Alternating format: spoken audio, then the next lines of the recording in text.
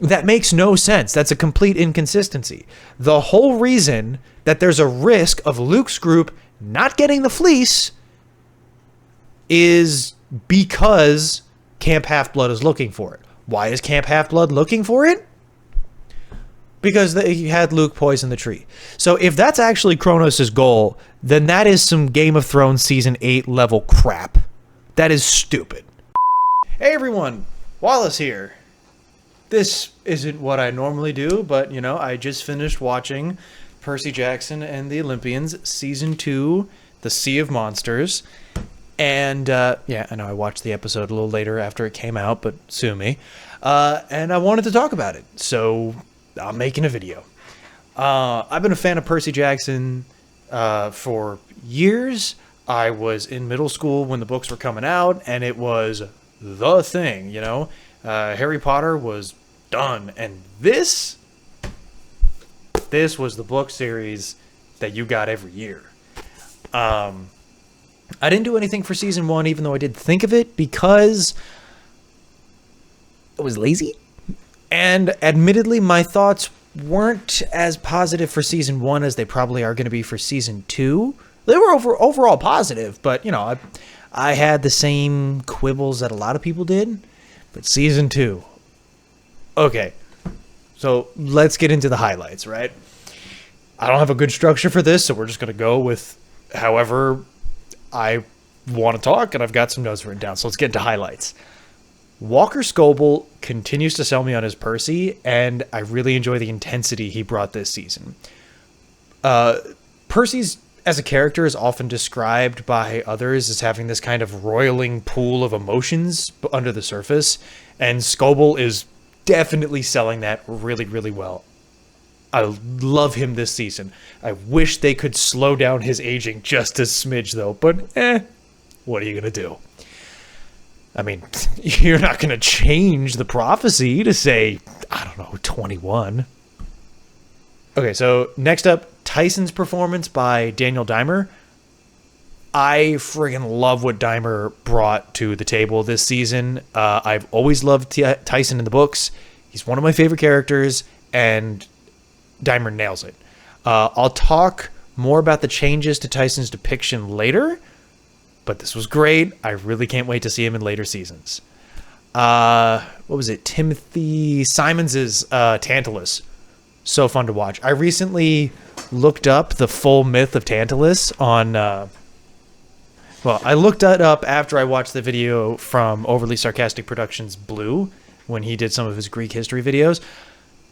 Loved watching it. He felt like he's having a blast in the world, in the role, and just kind of throwing himself into the world. I love it. Adam Copeland's Ares. He was a highlight for me in season 1. He absolutely nails that kind of over-the-top, vaguely unhinged ruffian god, and it was absolutely great seeing him back. Dior Goodjohn as Clarice. So great this season.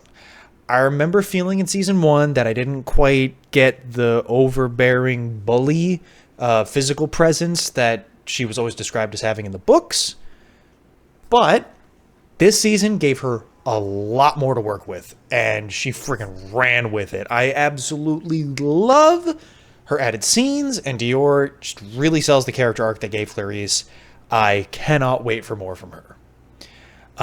And just kind of last thing I got on my notes for highlights, the action is very stepped up this season. I did kind of agree with the general sentiment last season. It didn't really seem to have all the action you wanted, but I think the action being kicked up in this season is a byproduct of the production maturing as it goes into the second season. It takes a long time to get actors trained up for action scenes, and you have to have support staff and everything who knows what's going on and really gets into it. And I think the best example I've seen of a movie production team really showcasing what it takes from an actor and from a studio and from staff and a director to get action good is the behind the scenes stuff they did for the first John Wick movie, where you see Keanu Reeves at Terran Tactical training so that he can do everything. I think they did a great job. getting everybody trained up, and this season shows those results, and I loved it. So yeah, that's going to be it for the highlights. We're going to get into the changes and plot discussions now, which is heavy spoilers for not just the show, but the entire book series, Heroes of Olympus. I don't think I'm going to bring up the Kane Chronicles, but hey, who knows? That is the preview that was in the back of this set of books when I got this one, so that was fun. So, you have been warned! Spoilers ahead! Alright, so changes to Tyson. I'm going to start with that.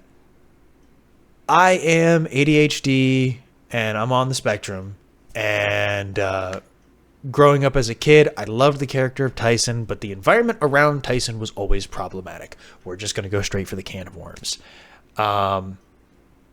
Words were chosen to describe Tyson that are considered slurs today. I have my own opinions on the usage of that word, but regardless of how I might feel about parts of it, the way it was used in this book was not good. The changes to Tyson's portrayal, and by extension, the changes to Polyphemus, it makes them both much better, more interesting characters. They have more agency, they have more depth, because we've dropped that really atrocious communication barrier that was in there. We've dropped the broken speech, and instead of that, we've got the characters have a very natural simplicity to their overall behavior and demeanor, especially Tyson, rather than what was honestly a blatantly shallow allegory for mental disabilities in the original. I am very glad that we have this second shot at the material that really shows it being a lot better. I like the streamlined story. I like that Tyson is immediately accepted by Percy, because it never really made sense for Percy to reject somebody for being different and being an outcast just because they were inconvenient. That never really fit with his character in the first place. And I get what Riordan was originally going for in that, because, you know, it can be a lot, and not everybody is prepared at a young age to handle that. And kids are mean. Kids can be cruel, Jack. But this change is for the better. I love what they did with him. And oh my God, the emotion that's able to be shown through these effects, like, obviously a huge amount of credit goes to Dimer, but like the effects team getting the expressiveness through a creature that only has one eye, because everything from like the base of his nose to the hairline is completely redone in post, and they are able to make sure that the portrayal from the actor translates super well. I freaking love it. And every time he's on screen, it makes me remember how small human eyes are relative to our heads whenever he's standing next to somebody, which is a total aside. But yeah, the changes to Tyson and the changes to Polyphemus, I love them both. And I'm very excited to see more of Tyson, because he does come back later on in the story. So that's going to be great. Some of the plot changes and story beat changes. The biggest is we have more points of view than just Percy. The original Percy Jackson books are famously in first-person FOV, and that makes for a really compelling story, and it's a very interesting, way, especially as a young kid who didn't really have that much experience with reading longer series of fiction. Like, that was cool. You didn't get to see the first-person perspective as often.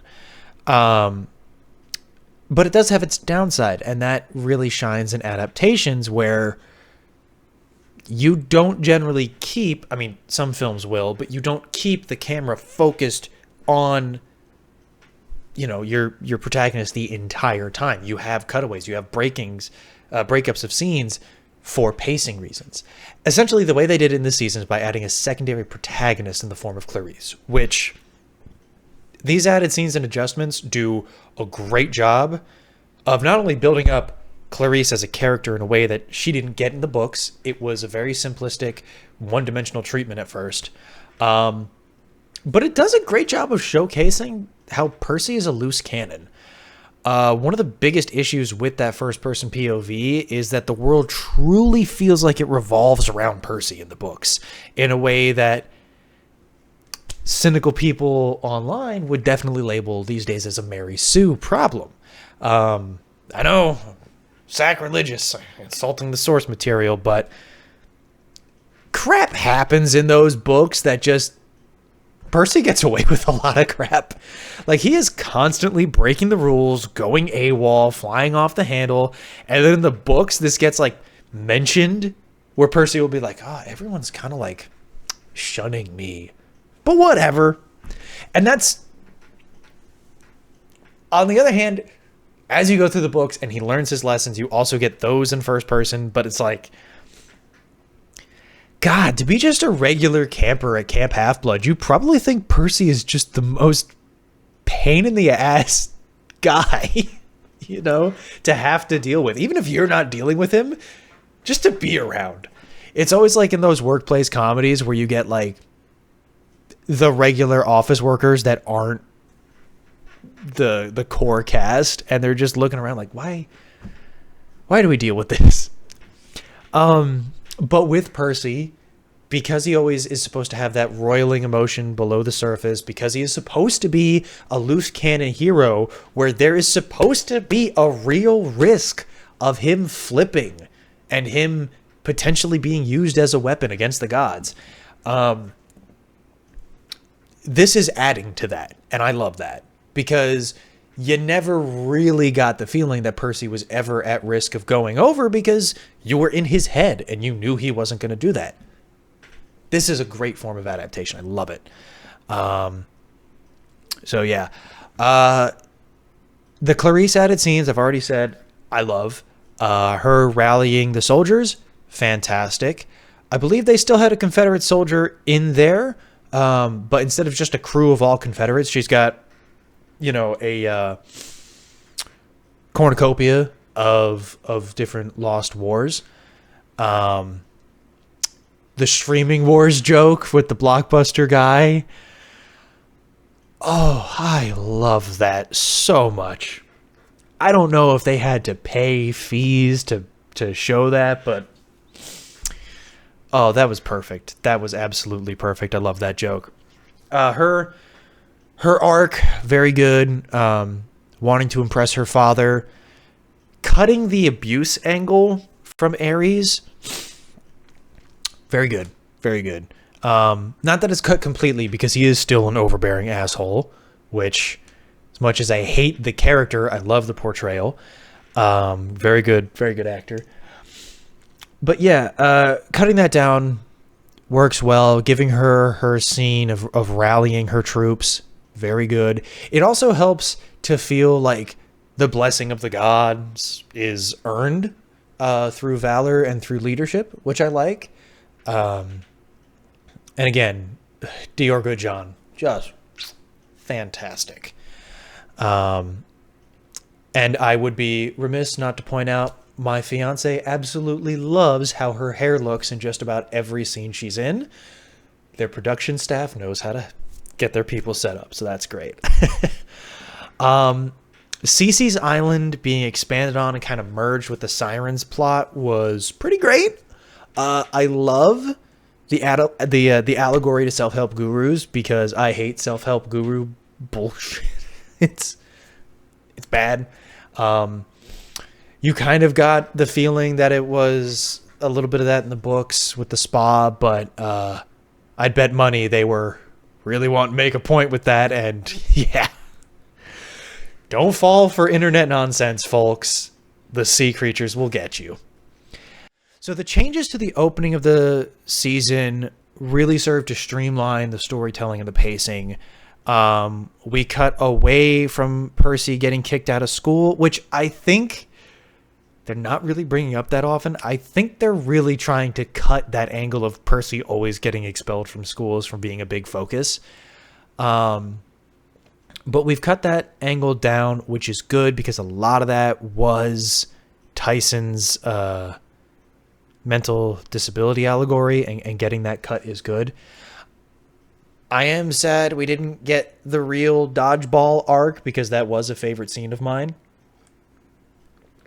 And it does show Percy acting as the action hero and trying to keep up with that. So that was sad, but overall it went well. I liked it.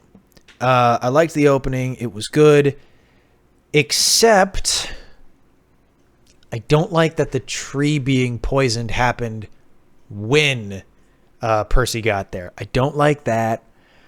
I don't like Chiron being kicked out just because of the Kronos suspicion. In the book, he gets kicked out because the Kronos suspicion plus the poison tree. So it's more of like there's multiple factors that you can kind of get where Zeus is coming from. Maybe it's bluster, but he's trying to save face. So I don't necessarily like that. I get it so that way we can highlight Luke as more of a spotlighted personal villain. Like, he is the representation of the villains because they don't have a full army yet. But I don't know. I feel like we really didn't need to see Luke poisoning the tree. We could have had it play out in the way it does in the books, where the Laestrygonians are already there, attacking camp, and they just pull up and help with the fight. But you know, it doesn't kill it for me. I think I just prefer the book's pacing better, but I get how it works for a live action. Moving to the changes to Luke and his role in this story. It kind of offers a mixed bag for me. And I need to fix my chair.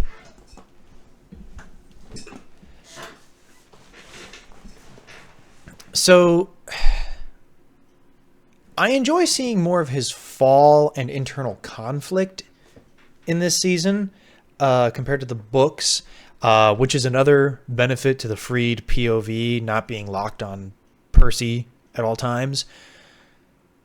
But the changing to the Polyphemus fight is kind of disappointing to me.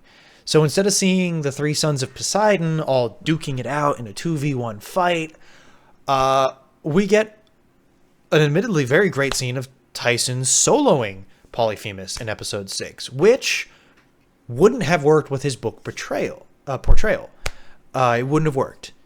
And so I like that they gave the character more room to shine after giving him more depth.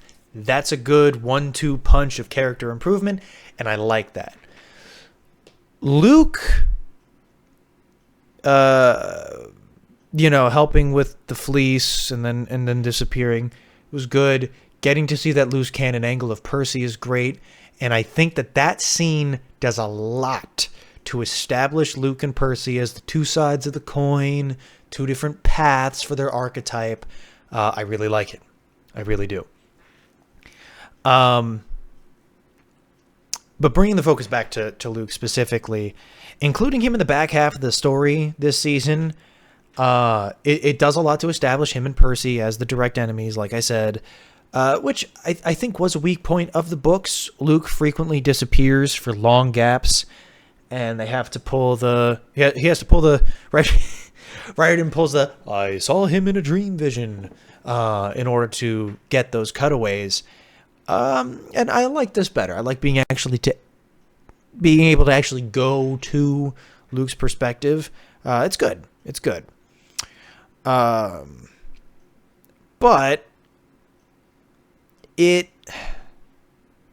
I'll save that for another thing. These changes to Luke and keeping him more involved and more direct and more parallel to Percy does feel like Riordan's aiming to polish the edges of the original story's pacing, and I like that. I like that a lot. And now we get into the changes that I do think are bad.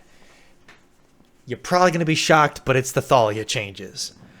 I don't like the characters knowing that Thalia is coming back. I don't like them having the idea. I don't like them having the concept. And before I even get into the plot and the character aspects and the Zeus stuff, it's dumb to have that revealed, right? Having that as a plot twist at the end of the book that no one knew was coming worked out really well because we had that consistent goal the heroes were fighting for throughout the book. You know, everybody wanted to heal the tree and fix the barrier. No one knew this was an option, so it became a really sick thing to, you know, to suddenly have happen.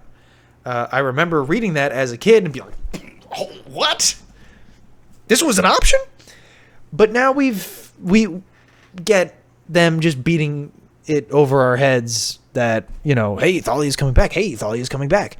I think the value of surprising the audience is better than the value of character tension, you know, because they want to do this. And I understand that it adds complexity to Luke and it adds internal conflict to him. I think that's dumb. I don't think that's worth it. And what's more, there's a plot hole. Like, there's a massive plot inconsistency there where Chiron makes Kronos makes Luke poison the tree, right?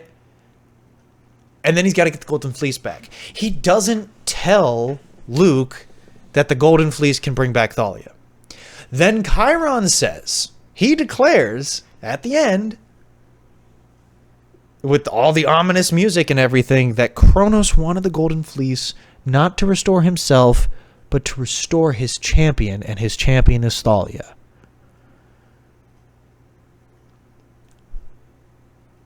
You could have done that, though, if that was Kronos' goal, which is not his goal in the book. That is new. That's invented. And I think that in story, they're just going to have to reveal that Chiron is just wrong on that. Because you didn't need to poison the tree for that. You could have just gone, retrieved the fleece with no conflict, place it on the tree, and boom, Thalia's back. What would have happened? That makes no sense. That's a complete inconsistency. The whole reason that there's a risk of Luke's group not getting the fleece is because Camp Half-Blood is looking for it. Why is Camp Half-Blood looking for it? Because they had Luke poison the tree. So if that's actually Kronos' goal, then that is some Game of Thrones Season 8 level crap. That is stupid.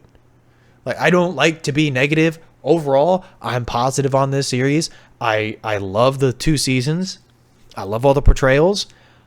But that's stupid. Like, that's actually just bad writing. It's inconsistent. It's a plot hole. That makes no sense. And I think I'm about to get into the changes to character and the changes to Zeus with the changes to Thalia's end or final stand. But you, regardless of my opinions on those changes, you didn't need to remove the surprise from this to make those changes work. Everything else could have happened exactly the same way it did, including the plot hole of Chiron saying that this was Kronos' goal. You could have removed the surprise, or you could have removed the premeditated nature of this. You could have kept it a surprise that this would happen, and everything else would have worked, except the plot hole. Changing Thalia's last stand to be Zeus sealing or containing or punishing her, that works. Even if you don't know that Thalia's coming back, that works. That scene still works. Them getting knocked out still works. Like, imagine if the fight ended, because we see the fight, and the only person she hits with lightning that I can see is Percy, which is very funny. But why not just have it that it's a surprise that she comes back? Everybody's fighting. You're in the pitched battle. The swords are going. You know, steel on steel. Well, bronze on bronze. And then suddenly, Clarice nails the spear with the fleece. The tree is coming back. The tree is coming back. Luke is like, what is going on? All right, we have lost. We need to get the hell out of here. And then suddenly Athalia comes back, and she just sends out a massive shockwave of lightning. Percy's the only one from Camp Half-Blood close enough to get hit. Everybody else was retreating down the hill, and they either get away or they got hit with the lightning. And then the fight is done. That works. That works. You didn't need it to not be a surprise. And I think that that's bad. Adding Luke into that final fight works. I'm knowing the story in advance. It kind of feels like it's undercutting the Battle of the Labyrinth a little bit. But if you were experiencing the story for the first time, that makes sense as kind of building up to it, you know? And the action got brutal in that fight, too. I'm going to get back to Thalia, but the action in that fight was brutal. They're just walking up, stab, slit your throat, cut your back open. They did not hold back on the brutality of that fight. That was that was not in the kiddie pool. Okay, back to Thalia. The change to her last stand is interesting. My initial reaction is not liking it. However, this is one of those things where they have made a change, and we don't get the payoff to that change. This is a change to a cliffhanger, right? Thalia coming back at the end of book 2 was a cliffhanger. Thalia's awakening is a cliffhanger. So we don't get to know what they're doing with this change to the story until next season. And if you're watching this and you don't know what happens in the books, well, you read the spoiler warning, but it's played straight in the books. Zeus saw his dying daughter and saved her by turning her into the tree. She aged at a reduced rate coming out of the tree, or while she was a tree. And she, she's 15. She's about to turn 16 when book 3 happens. And so it's played straight. So this kind of betrayal on the part of Zeus is new. And I think I get what they're going for, although this is speculation. I think that they're trying to play more into the gods as imperfect, in the image of imperfect man. Because there are some things that came out of Riordan popularizing Greek myths through Percy Jackson that have had some less than ideal knock-on effects. Because the gods are the good guys in his story, it kind of glosses over the negative sides of the Greek gods and their negative actions. It gets mentioned in Heroes of Olympus that, like, Apollo and Zephyr were going after the same dude, and Apollo got jealous and just killed him. Murdered his lover. Damn. Gods did that stuff all the time in the myths. That happened. Zeus is... In Greek myth, Zeus is basically Bill Cosby. It's not good. And so Riordan's portrayal really polished up and cleaned up the portrayals of the gods. And I think that he's kind of walking that back a little bit, because if the gods are so great and perfect, it doesn't make sense that so many demigods would jump over to the side of the Titans and want to overthrow their parents. Granted, we do get a lot of explanations as you get more into books 4 and 5 and you get into the darker sides, where it's like, no, if you're not one of the, like, big Olympians kids, you're not getting that parental involvement, and you are just getting used as a tool and as a weapon, And Percy gets, with his oath at the end of book 5, he gets the gods to reform a little. And we see that going into Heroes of Olympus. And we get the added cabins, and people get their recognition. But,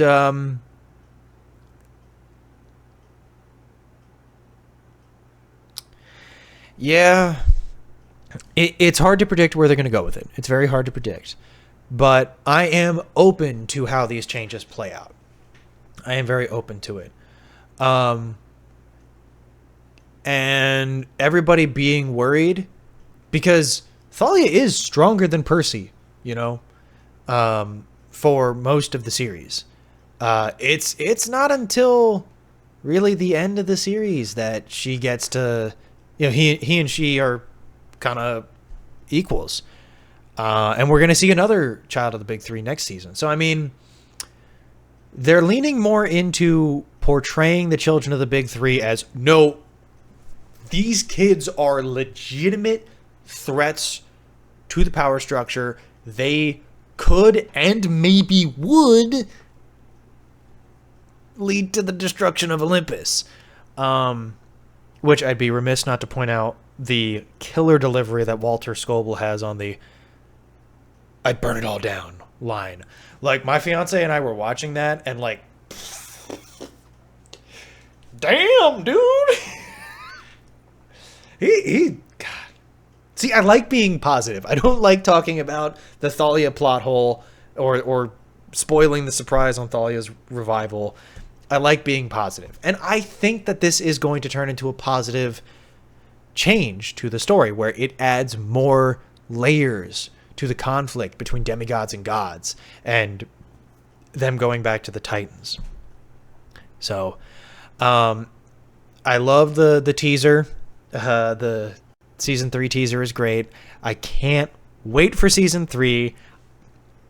Overall verdict, I would give the character portrayals, I'd give those 5 stars this season. I don't have a set rating system, but I'd give that 5 stars. I would give the adaptations to the characters, things like Tyson, Polyphemus, also give that 5 stars. Clarice is included in that as well. There is one weakness to the character portrayals, and that is Dionysus. I love Jason Mantzoukas. God, I hope I'm pronouncing that correctly. But I love him and his portrayal. But it does feel like he's playing less of the Dionysus we saw in the books and more Detective Adrian Pimento. I do love me some Pimento, though. He gets more serious moments as the books go on. Next season, or next book, however you want to look at it, there is a very serious moment for him, where he confronts Percy as he's about to go off as a loose cannon. And I would really like to see that played sincerely and played it straight. With the gravitas of a god, which Dionysus is supposed to have when he uses it. He doesn't use it often. He does often have the laid-back Hawaiian shirt vibe. But when the moment calls for it, he is supposed to have it. And I haven't seen it yet from his portrayal. I don't think he can't, but I do want to see it. I want to see that he's got it. So fingers crossed on that. The action in this season, I'd give it 4 stars only because we didn't get to see the early fight for Percy, where he's kind of having to scramble from civilian mode to hero mode. But that's bias talking. The rest of the action was very solid. I did enjoy it. I love that Luke is still able to friggin' brutalize Percy. Like, you may be talking Hermes versus Poseidon. There's a power gap there in, like, fundamentals, but canonically, we're also talking about a 16-year-old beating up a 13-year-old, 14-year-old. and one who's been training for years and one who's been training for a year. That's how it should go. Just 1A, 1A, 1A. What is it with media recently and just leaning into repeated what is it with media recently leaning into repeated punching in the face? So yeah, I like that. I like the action. Plot adaptations. Unfortunately, I've got to give it a 3 out of 5. I think, because it may be a 2, because it's much better than season 1 in how it adapts the plot to the pacing it has to fill for a show. It's much better. It also helps that Sea of Monsters is the shortest book of the series. I hope, I haven't seen anything on this, I could see season 3 still having 8 episodes. But seasons 4 and 5, unless they split up the book across... If they split the last 2 books across 3 seasons, you could do 8 episodes per. But I really think to get the pacing right to match those books, they will need to do more episodes than 8 in seasons 4 and 5. And I could have done with another episode in this book as well. Or in this season as well. But... the plot adaptations, the pacing is great, but that change to the Thalia revival, I can't get over it. I did my whole rant. I won't reiterate the whole thing, but it's just bad writing. It doesn't hold up. It doesn't have logical internal consistency. It's bad. It's just bad, and I don't like it being bad. I like to be happy about this series. This is one of my favorite all-time series. Or I guess sagas at this point, you know? So, overall, you know, I'm still optimistic. I still love this show. I love the cast. The chemistry with all of them is great. If you know, on a scale of 1 to 10, the cast is an 80. You know, it's amazing. Oh God, but yeah. So that's the review for season 2. I think, you know, maybe if this does some numbers, I'll go back and do a retrospective on season 1, rewatch that. I could see myself doing an episode by episode recap directly comparing to the book for seasons 1 and 2. I think I'd really enjoy that. But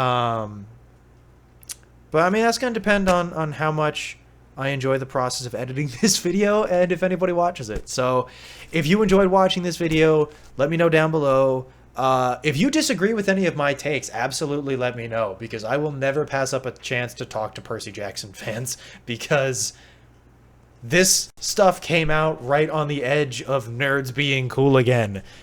When I was reading this series the first time, I didn't get to talk to people about it as often. So let me know. But yeah, that's about it. So until next time, take it easy. I wonder what I'm going to do for an outro.